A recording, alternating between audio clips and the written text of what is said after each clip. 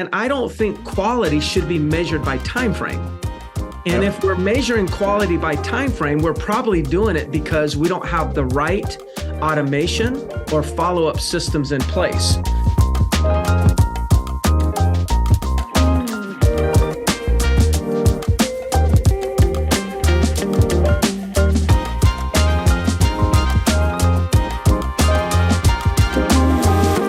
Greg Harrelson here again with the Level Up podcast, and I'm bringing to you a guest that is probably a very familiar name.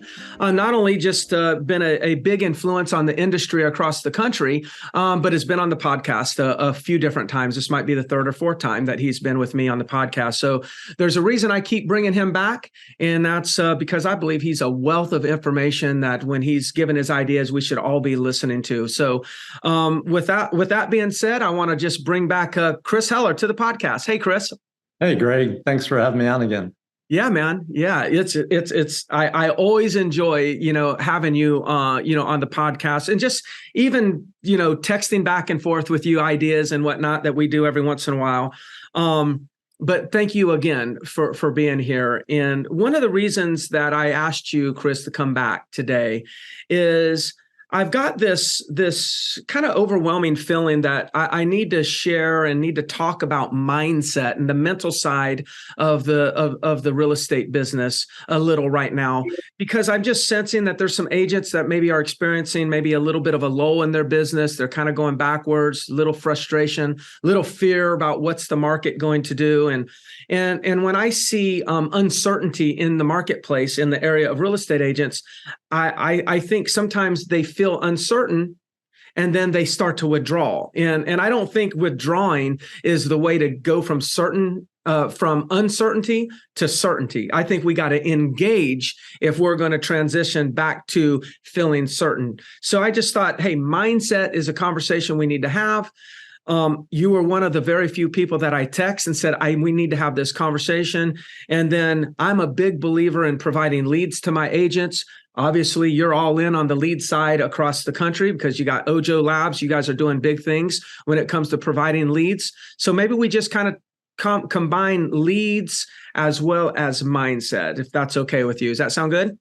That sounds great. And I'm really glad you're having this conversation because when we look at all the agents out there and look at the best agents and the top performers, the thing that separates them more from the others more than anything else is their mindset.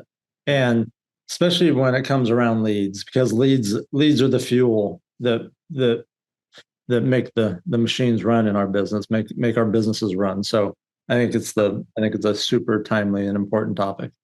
Yeah. And I think there's been an evolution of leads, right? Where, you and I kind of been around for a while. Were you, by the way, ever in the business when the MLS was in a book? Yes. You were? Okay. I was too. Yeah. I didn't know. I know you've been around a long time, but that dates us. Like it's special. Yeah. We were in the business before things were computerized, before there were cell phones. Yeah.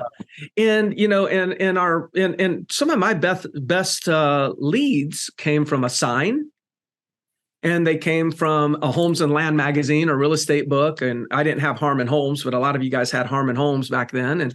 And they were direct calls, right? And they were calls from people that, like, when I got a sign call, I knew they already knew the area. They already saw the curb appeal of the house.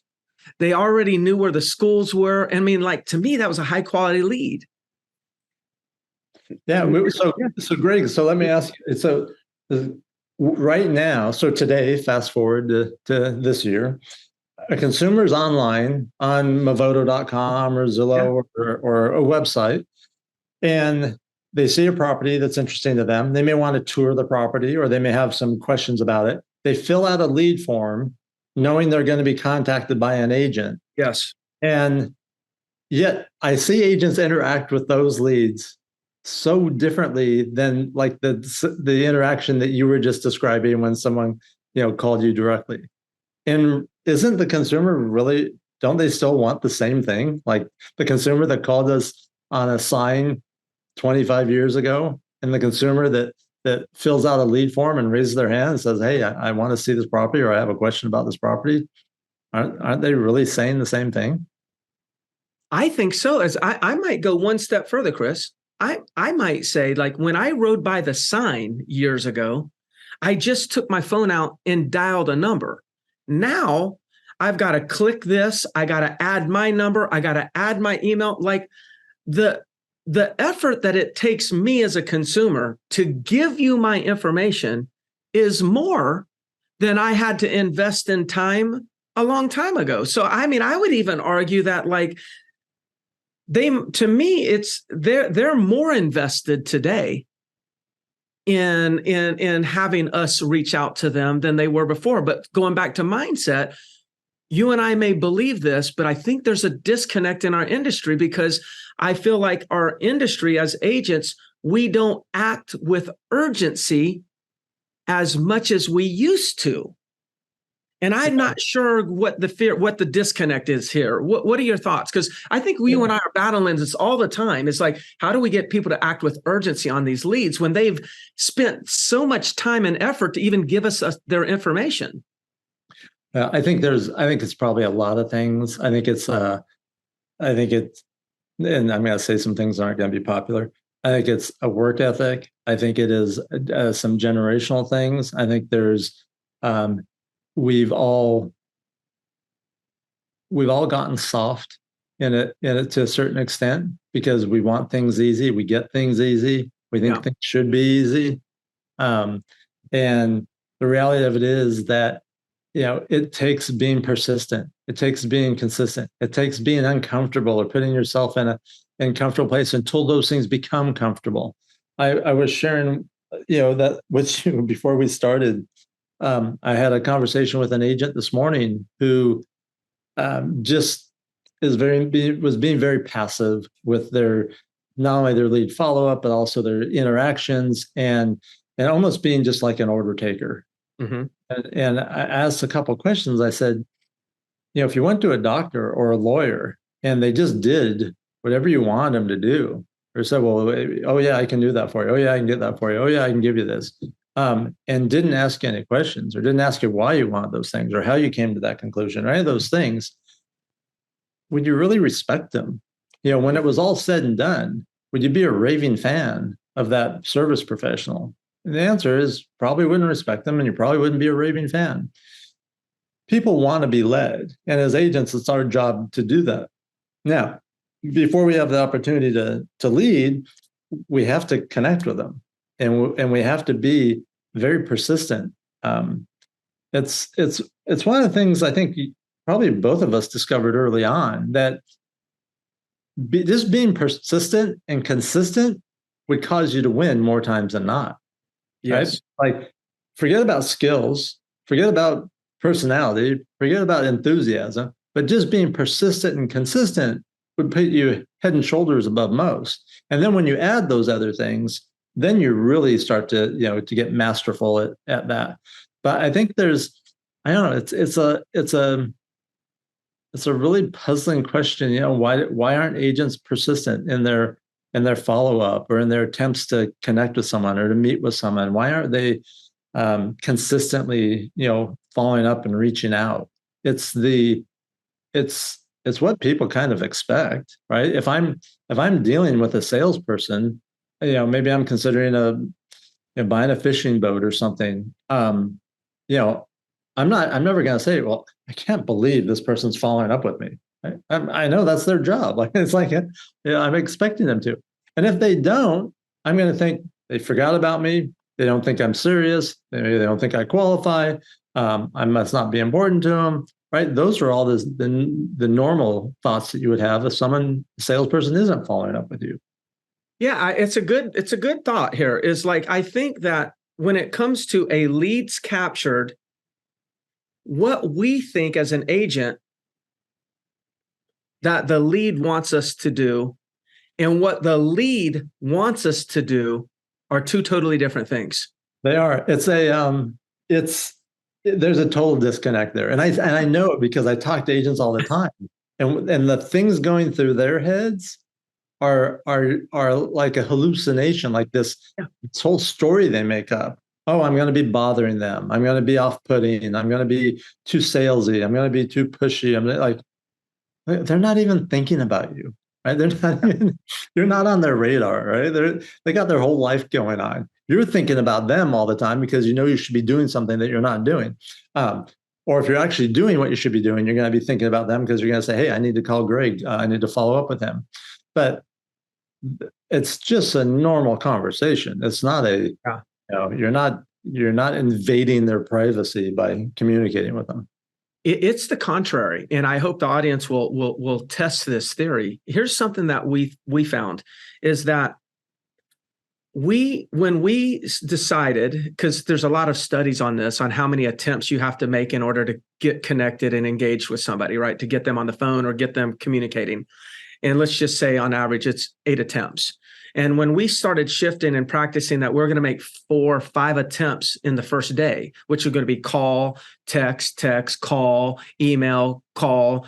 Even though my agents were like, these are opted in leads. So we're like, these people are trying to get you to call them. They're saying, call me. When we did this, we had a fear that we were going to anger some people. Yeah. But what I never anticipated, Chris, was this: how many people after the second text, let's say I called, left a message, and then text, how many people on the 4th attempt, which would have been the second text, apologized? They said, hey, I know you're trying to reach me. I'm really busy. Is there any chance that you could try to reach me? Sorry, I couldn't get back to you. No. I never expected that type of response. We had more people apologize because they were recognizing our efforts. We had more people apologize than actually complained. And that's part of the disconnect you were talking about earlier, because most agents think, oh, I'm bothering them, I'm following. And then when I get a hold of them, they're going to be angry. No, they're going to be apologetic. Like during this conversation right now, I had someone try to get a hold of me for the second time today. And both times I've been busy. I'm talking to you right now, so I didn't pick up the phone. So if they're over there thinking, oh, I must be bothering Chris, or Chris is mad at me, or whatever, they may not follow up anymore. But when I call them back, I'm going to say, first thing I'm going to say is, hey, sorry, I couldn't talk when you called. I was in a meeting. This whole disconnect is so this is kind of crazy, right? Like when you really think about it. It's crazy, but I also want people to hear the enormous upside opportunity that we have in front of us. Like, this is where the opportunity is. The opportunity is when the industry's completely disconnected and we're doing it, we're misunderstanding. And then a few of us say, you know what, I'm going to take a different approach. And the opportunity is just enormous for those people. Yeah. It's, because no one else is doing it, right? Everyone else is having that inner dialogue.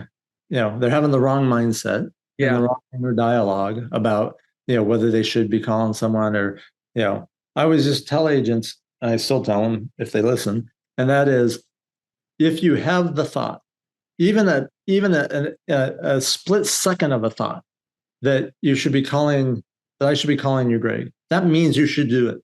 Yes. Don't have the second thought, which is, well, it's probably not a good time. Oh, you know what? I just tried him a couple hours ago. I'm going to wait a little longer. Oh, he's probably busy, right? Don't let the second thought be the thing that stops you. When that first thought comes, act on it.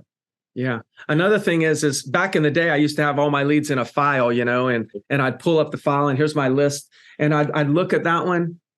Oh, no, I'm not going to call that one. And I look at that one and no, I'm not going to call that one. And I don't know what my criteria was for me finally dialing. Now it's like we're in the CRM and we're just clicking next. That next button is your enemy. Do not go to the next one until you've taken action on the previous one. That's kind of what I hear you saying. And the other thing too is, it's much easier to do the things you're supposed to do when you feel good about what you're doing.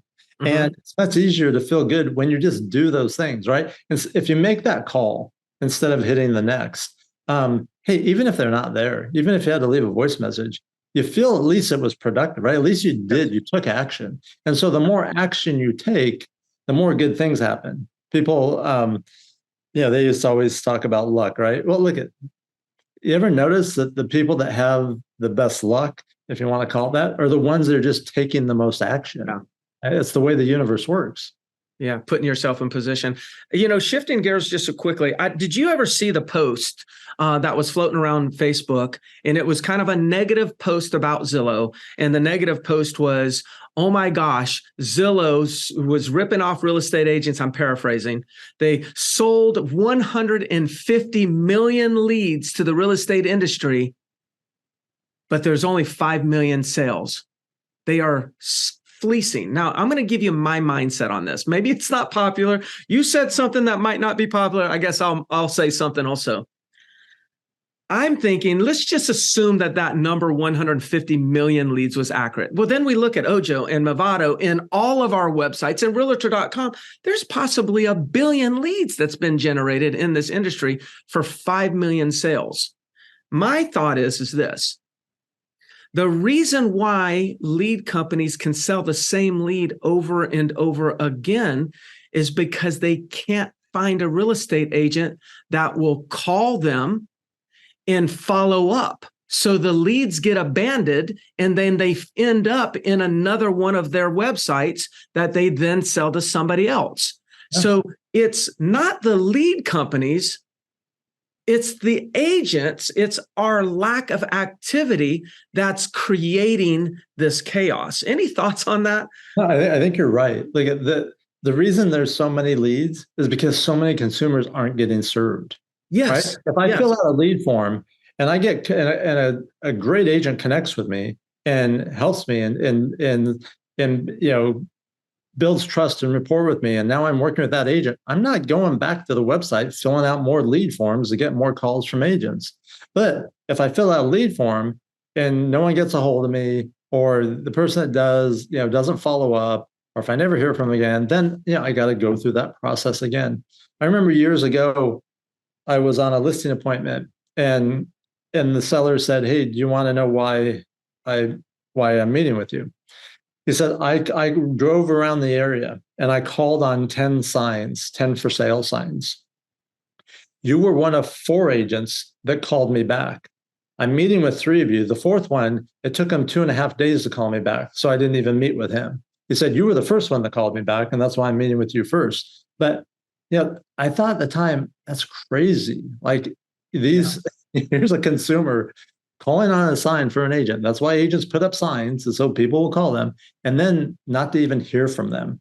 It's the same thing with someone filling out a lead form on your website or my website or any other site. Yeah, no doubt about it. You're talking about I think one of the challenges is also that we can just throw money at a company and get leads.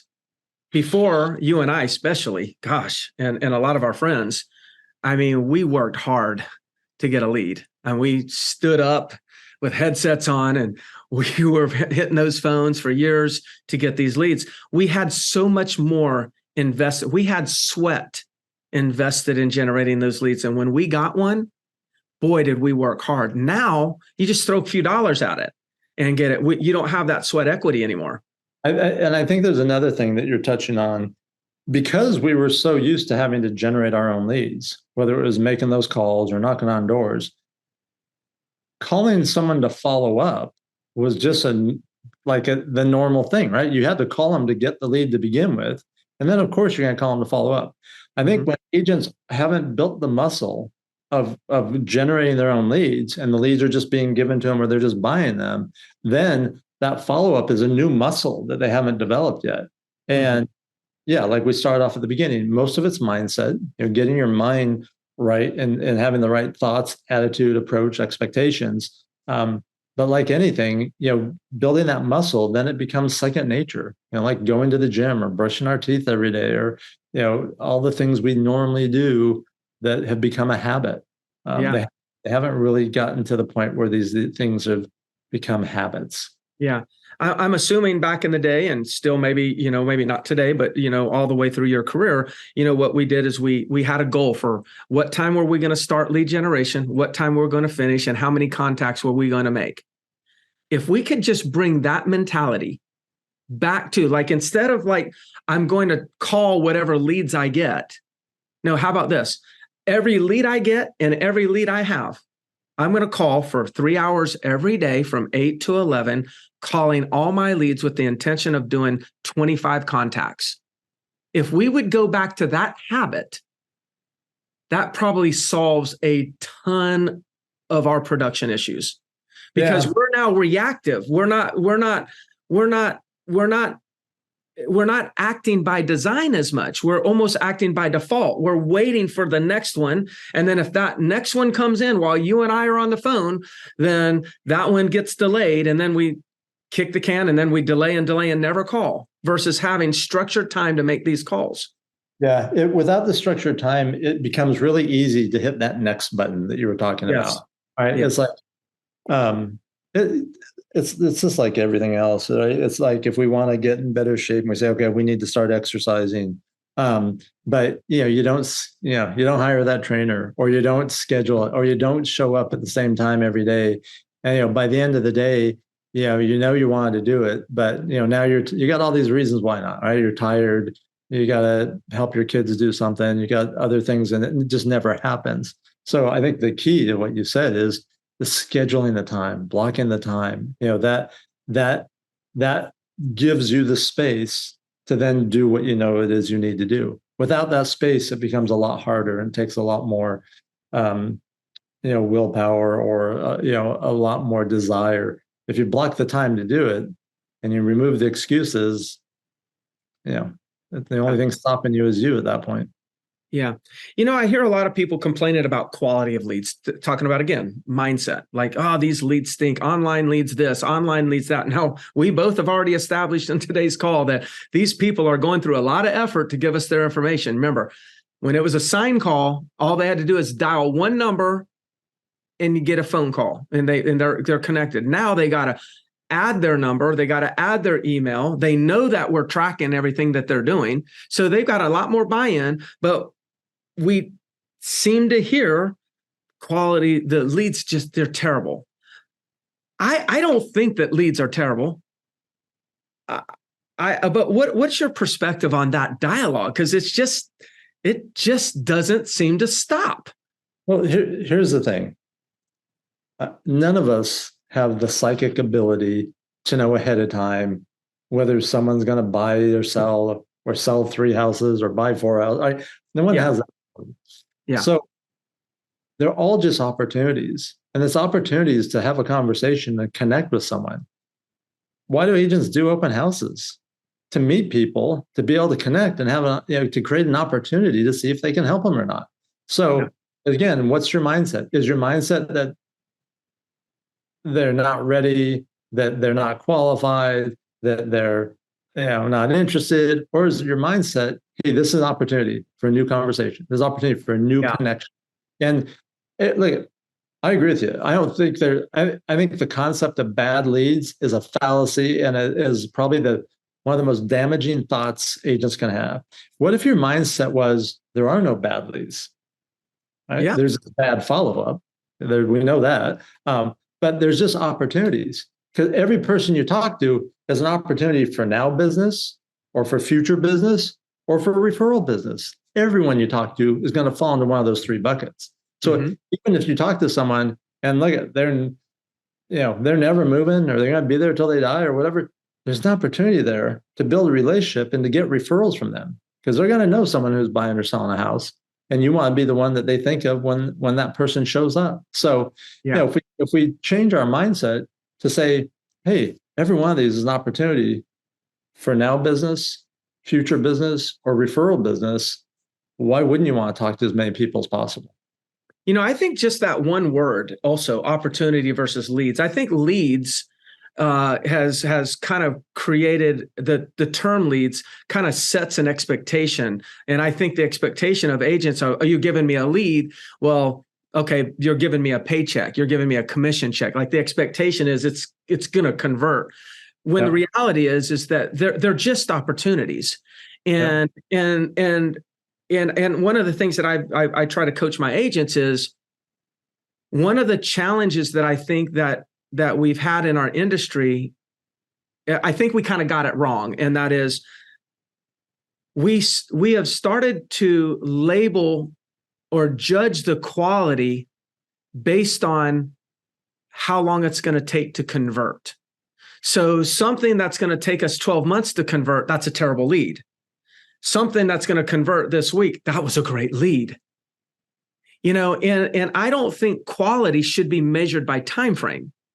And if we're measuring quality by time frame, we're probably doing it because we don't have the right automation or follow-up systems in place. So we know that we're going to lose them over the next 10 months because we don't have good follow-up systems. So we're like, well, that's just wasted.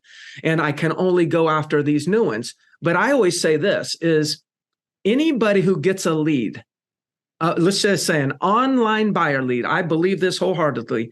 If I go to Ojo and you give me a lead, Chris, and I convert it in the next 2 weeks, that was nothing more than me winning the lottery. Yeah. Because that lead, for me to convert that lead, tells me that lead was already in 3 other agents' hands, and those other agents all dropped the ball, and I just hit the lottery ticket and picked up the call at the right time.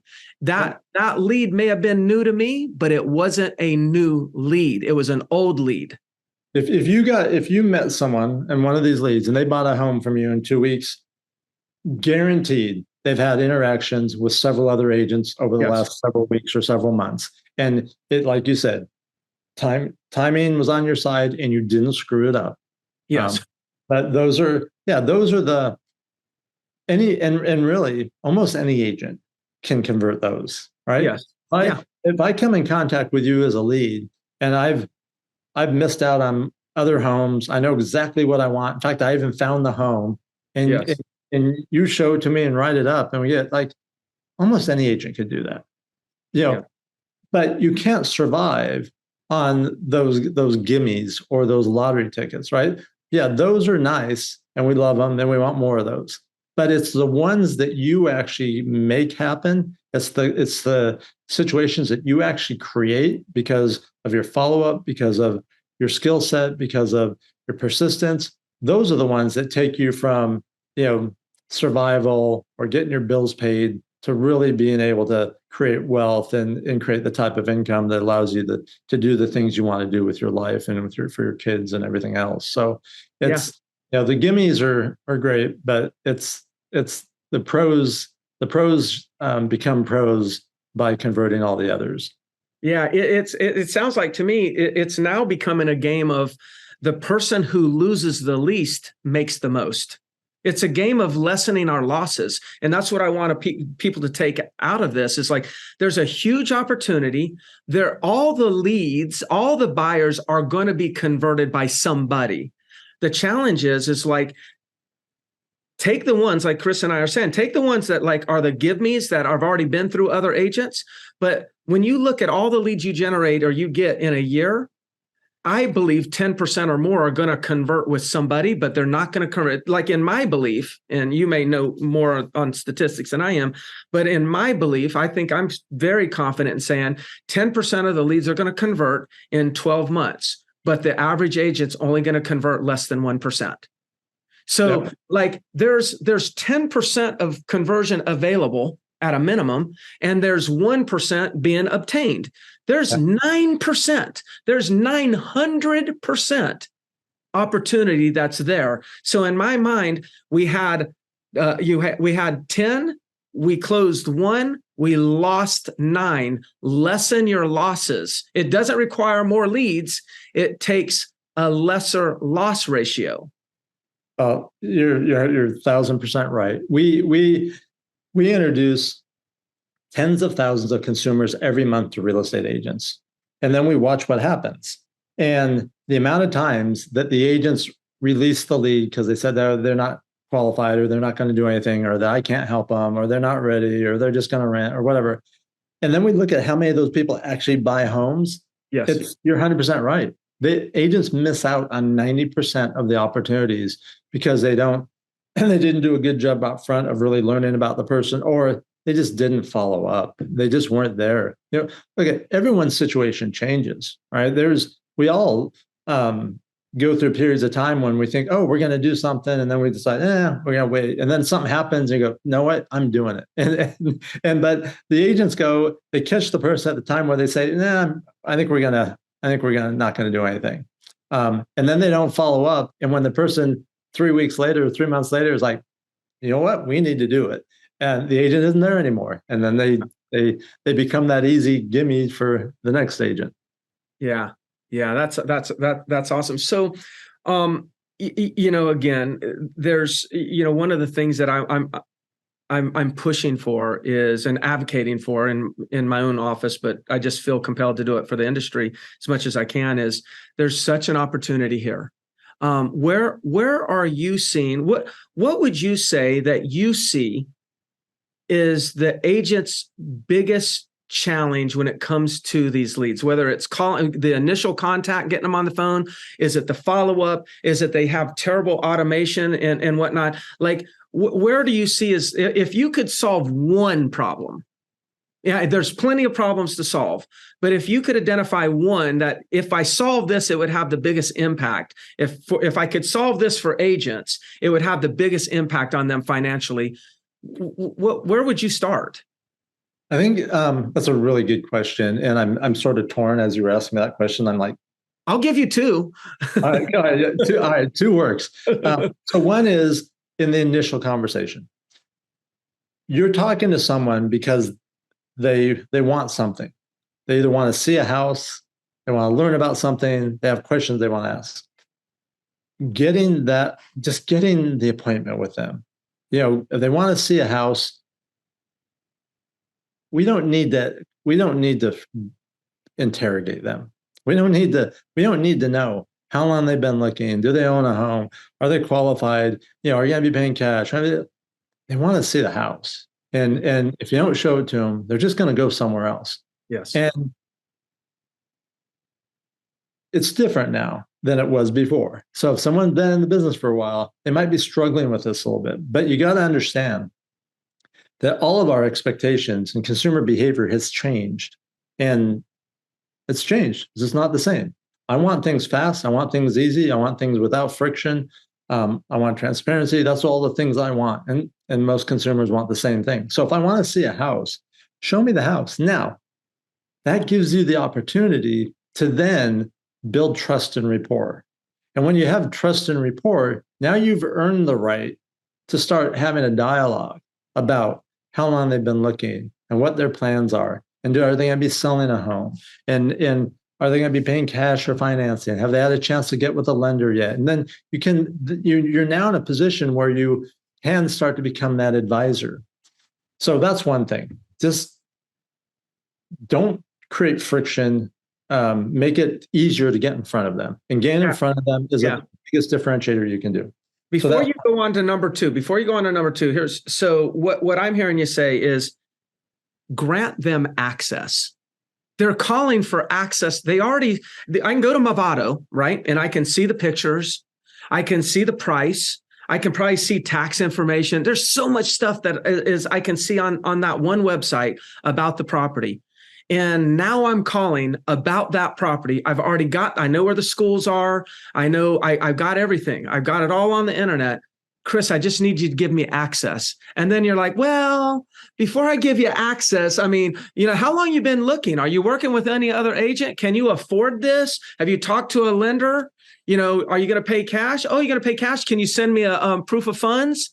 And they're like, what the hell what are we talking about here? Who are you and why should I answer any of those questions? Yeah. So give them access, because that's really what they're calling for. And if you'll give them what they want first, they'll give you what you want second, which is they'll give you the information, but you got to give them what they want first, which is access to the property. Set the appointment. Love it. And so the second area that is the huge area for opportunity is the one we've been talking about, and that is follow-up. It drives me crazy when I see agents say, well, how long should you follow up? Well, how long do you plan to be in the business? Yeah. You should be following up forever. Like there's no there's no expiration date, right? Because people's lives change. Even if they aren't going to do anything this year, next year they could get a divorce and need to sell a house and buy 2 homes, right?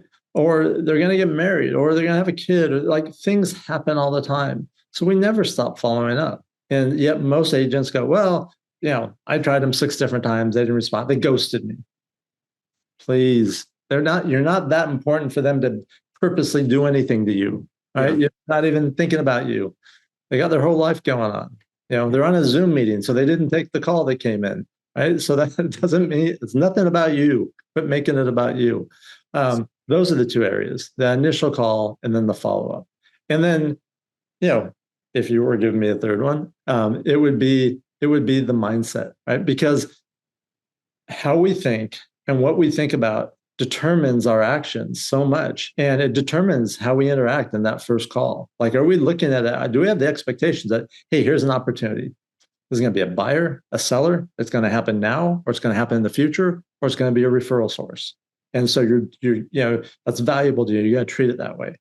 When it comes to follow-up, are you sitting there going, they're going to think I'm they're going to think I'm pushy. They're going to think I'm all salesy. They're going to think I'm bothering them. They're going to be mad. They're going to be that. It's exhausting, right? Just stop thinking. If you can't have the right thoughts or the good thoughts, don't have any thoughts. Yeah. Yeah. We'll think ourselves right out of doing business. When people say, gosh, they're going to think I'm pushy. And I always say this, I said, look, pushy is something that's demonstrated in tonality and voice inflection. So you can follow up as much as you want.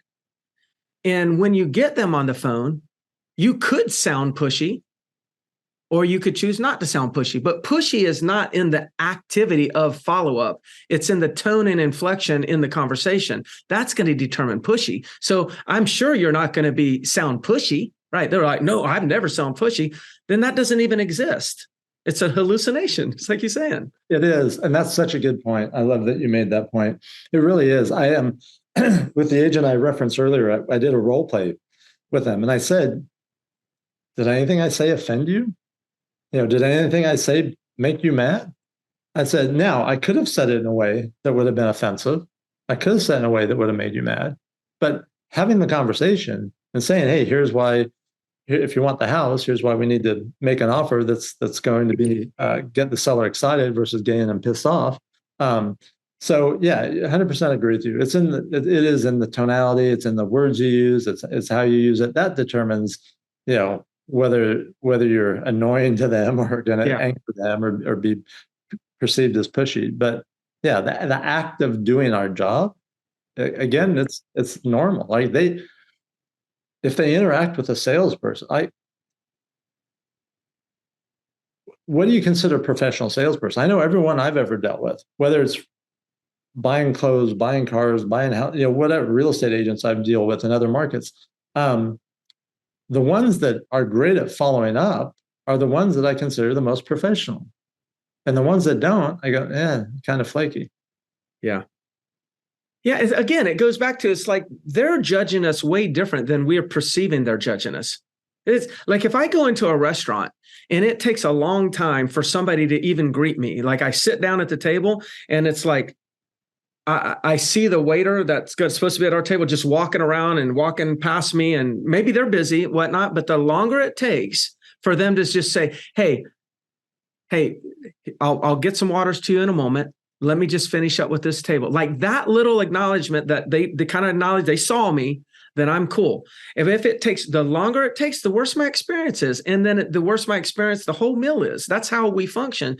And the same thing happens with that lead. The longer it sits, the tougher it is. It's just the unlikely you're going to convert it, so it's just, we got to shift that mindset. We do. I was just going to say, we just think like the consumer, stop thinking like the agent. Yeah. Yeah. And stop making stuff up. Yeah. You can make up way more than there is there to even be thinking about. Yeah. Well, hey, man, I really appreciate the conversation. Ojo Labs, now you all kicked off something, Ojo Labs Pro Plus, or is that what Pro Plus, I think? Do you still have markets available? We do. Okay. We have in some markets we have a waiting list, so Yep. you should get on the waiting list. Teams, and it is just for teams. So this is we have other products for individual agents, but for teams, Pro Plus is just for top teams that cover, like a whole market. And it's a great program where they're getting a predictable amount of introductions and opportunities. They're not competing with anyone else; so they're exclusive to them. So we have a lot of markets where we still have availability. So if anyone's interested, reach out to me. You can find me on any social media channel. So that's Ojo Labs Pro Plus is for teams. And then what's your product for like a solo agent? The Ojo Select Network, and then we also have one called just Ojo Pro. And again, some markets we have availability, some we don't. But happy to get you on our waiting list if we don't. Yeah. Well, if anybody's out there looking for leads, number one, I think this would be a great resource for you. And then one of the things that you can be comfortable with is part of the leadership. Chris is part of the leadership team of Ojo Labs, and you've gotten a good idea, a good taste for how he thinks. And so to me, when you're dealing with a lead company, some lead companies are just, let me just throw these leads out, and they're not really thinking through the industry. They don't have a lot of street credibility. They haven't been there on that side. So yes, they can give you a lead, but with Chris and Ojo, not only are you going to be able to get leads if you choose to work with each other, but on top of that, you kind of understand how the leadership is thinking. So that's going to influence your experience. So it's just something that I would check out if y'all are needing any leads. So Chris, I sure do appreciate you, setting time with me. As always, I took some notes on my own notepad, so I try not to look down, but I'm writing, so it's going to be very messy. But I took a bunch of notes, just said things that came out. I do appreciate you. The only reason I wasn't taking notes is because I know you're recording this, and I probably no less than 5 times during this conversation, I had the thought, I can't wait to send this recording to my team. That's awesome. That's great. Well, and my team will be watching it also. And because listen, for you out there in the audience, I'm a big believer, and I think Chris is too, that you got to learn. You should always self-generate. We should always be learning the art of self-generation in the business. But this whole lead part of our industry is a huge opportunity to be able to scale and really build a massive business for yourself. But we do have to take some of the lessons that we talked about today and apply them, because there is there's exponential growth opportunity by getting into the lead business. But you're going to hear a lot of stories, horror stories, about how these lead companies are this or online leads are that. It's not true. There's a different story. It's just unfortunately that the people that are making a lot of money, they're not spending their time telling the story on social media. It's the people that are failing that are speaking and yelling and telling the most. Yep. So don't believe all that stuff. The opportunity's there. Yeah. Couldn't have said it better. Thanks for saying. All right, Chris. Well, thank you so much, bud. And I want to go fly fishing up in that. I seen, what is it? Whitefish, Montana. Yeah, Whitefish, Montana. I see videos about Whitefish, Montana fly fishing. So I'm going to keep twisting your arm. I'm just waiting. To twist my arm. You just got to just tell me when you're coming. We got room for you. All right, man. All right. Thank you so much, Chris. All right. Take care. Yeah. Bye-bye.